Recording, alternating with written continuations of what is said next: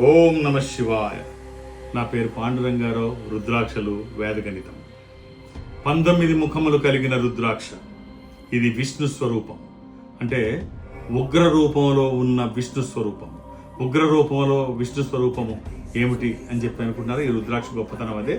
త్రిపురాసుర వధ సమయంలో శ్రీ మహావిష్ణువు అఘోరాస్త్రంగా మారినటువంటి రుద్రాక్ష ఈ 19 ముఖములు. అఘోరాస్త్ర స్వరూపము, శ్రీ మహావిష్ణువు స్వరూపము, ఉగ్ర రూపంలో ఉండేటువంటి రుద్రాక్ష.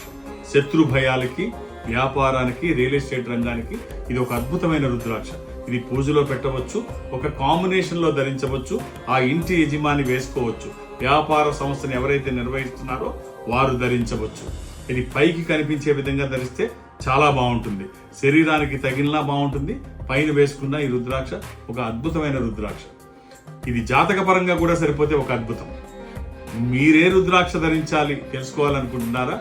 నన్ను డైరెక్ట్గా సంప్రదించాలి అనుకుంటే ఈ నెంబర్తో కాంటాక్ట్ అవ్వండి. వేదగణితం శ్రీ పాండురంగారావు గారు డేట్ ఆఫ్ బర్త్ చెప్పంగానే ఆ చక్రం వేయటం కానీ అది కానీ కొన్ని సెకండ్స్లో జరిగిపోయేటువంటి ఓ ప్రక్రియ. అలాంటి వారు మనకి ఇప్పుడు ప్రస్తుతం ఒక్క పాండురంగారావు గారే ఉన్నారేమో అని నాకు అనిపిస్తోంది.